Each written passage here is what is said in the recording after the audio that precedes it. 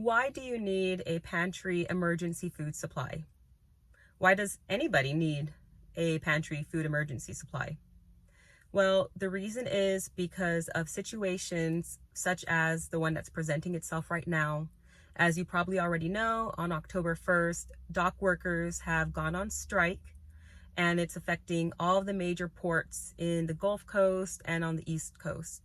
And what they're striking for is because they want higher wages. So they want a wage increase, and they also want a promise of job security, basically so that AI doesn't replace a lot of their jobs. And that's why they're doing the strike. And they have already been offered a significant wage increase, and they've turned that down because it's not as high as they want it to be. So some people should be very concerned about this, and there's others that are going to be less concerned about it. And the people that are going to be most concerned, and should be, are those that are not prepared in terms of having different goods, different foods already stocked up and prepared for situations like this. The people that are going to be less concerned are those that are considered preppers, or they consider themselves as preppers, and they prepare for things like this. Preppers are not just getting ready for the end of the world, all of the, doomsday scenarios necessarily, but for things like this, things that affect your day-to-day life. So strikes that will affect the transportation of goods and services throughout the United States. Things such as the recent disaster, Hurricane Helene, and everything that did, all of the disaster and destruction that caused.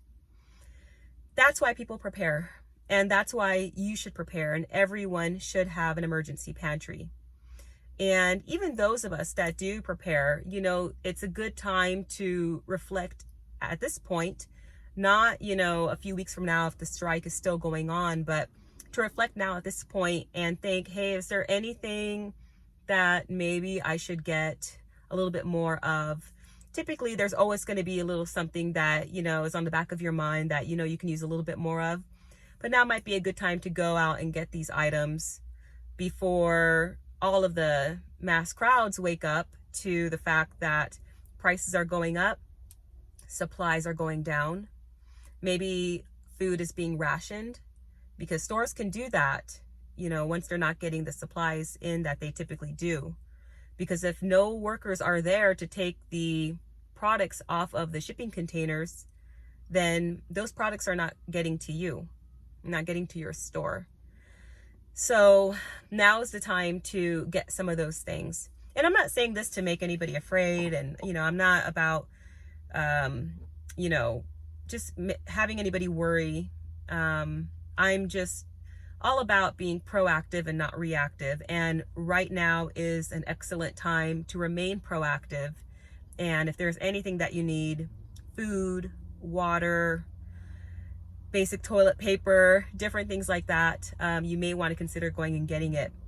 Now is also a really good time to think about and make sure that if you have any medications that you need, to try and get a little bit more. If there's some orders that maybe you need to place off of Amazon, now is a good time to do that before things run out and they're not having, these items anymore. Now is basically a good time to go ahead and look into anything that you may need.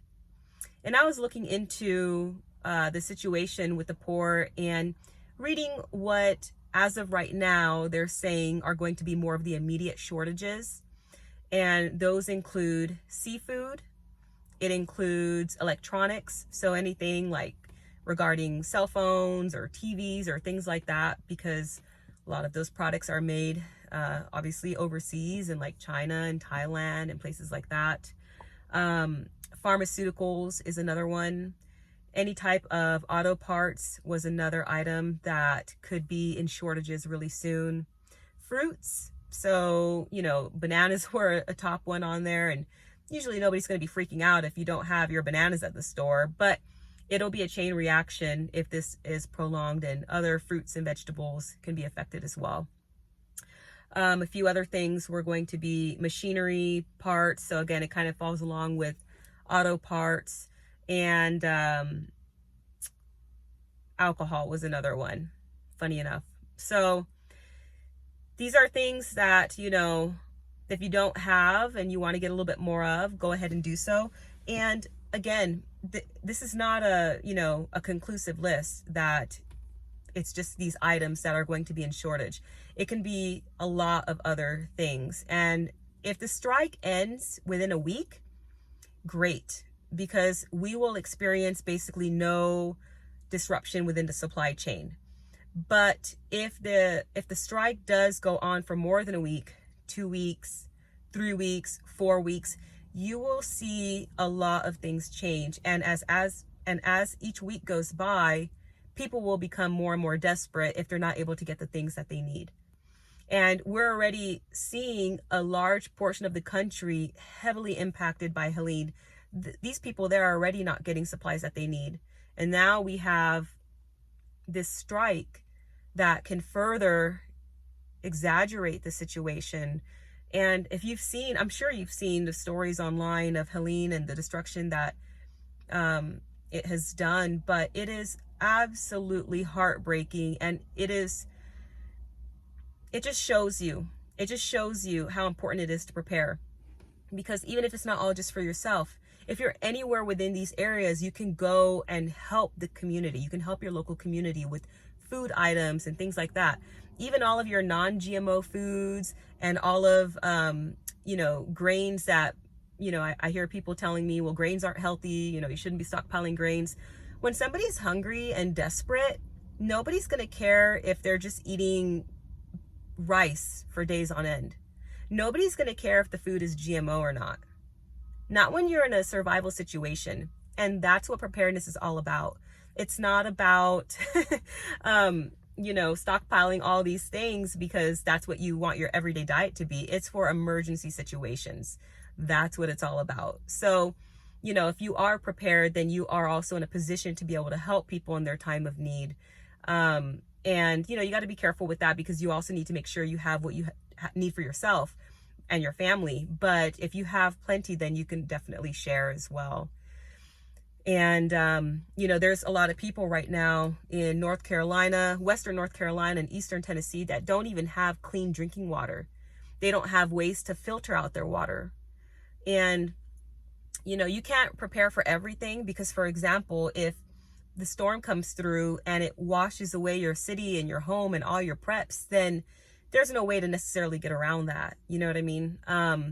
But in the event that you do survive the destruction and the storm, then you are prepared and you will have these items to be able to take care of yourself and to potentially help others.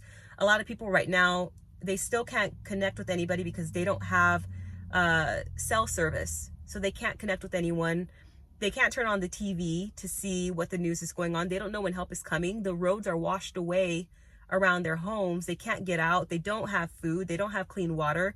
They probably are not prepared to take care of sanitation needs, you know, going to the restroom and being hygienic about it so that disease doesn't outbreak.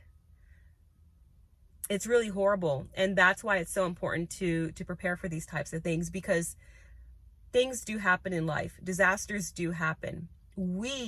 Myself and my husband were struck by a tornado earlier this year. Never would have thought that would happen. And you just never know. You just never know. And that's why you need to have things on hand. You need to have cash on hand, because when everything is down, you do not have the capability to pay by your debit card. You know, machines are down. Stores are not having electricity to be able to process payments like that. So if they're even willing to sell their items in exchange for cash, they need the cash. And you can't go to an ATM and get cash out when electricity is down. You need to have cash on hand in advance, and not just $100 bills. You need smaller bills as well. You know, you need to have a radio so that you can have radio communication. You need that radio to have several different ways to be powered up. You need to have solar banks so that you can charge your cell phone, if hopefully you can have cell phone service, or any other small devices that you may want to charge. You need to have a way to cook food. You need to have canned goods that don't need to be cooked. You need to have plenty of can openers. Do you have extra tarps that you can make yourself a makeshift shelter if need be? Do you have thermal blankets to keep you warm if you're wet and you're trying to dry off and then you're trying to retain heat? Do you have these items? Do you have extra food for your pets? Do you have extra water? Do you have a means of filtering your water? So these are all things to consider. Do you have extra gas, diesel, propane? Do you have a generator? So again, it's not to impose fear on anybody. The Bible says over and over and over to fear not. And though it's hard sometimes, but we have to remind ourselves of that. But the Bible does call us to prepare. It does say that the wise man sees danger and is prudent. They prepare. So this is as good of a time as any other, but especially now is a very important reminder of why we should do what we do, and take heed to what is going on. And with the dock strike, we don't know how long that's going to last, and we never know what other type of event, situation, weather, disaster might be around the corner. And it brings peace of mind to know that you can prepare little by little. And it doesn't have to be very expensive. Little by little, you can accumulate things. I know we all don't have a whole lot of money just hanging around. And it's, that's very common right now, given today's society and the economy and inflation. But even if it's $5 a week, if there's a little something extra that you can get, go ahead and get that. You'll thank yourself later. You will. So I hope you guys are all well, and stay safe out there. Get any couple extra things that you may need for yourself and your family. And if there's anybody around you that you can help, go ahead and do so. And we'll all just have to keep working hard at what we do to keep getting through what's always going on around us right now. So until the next video, take care, friends.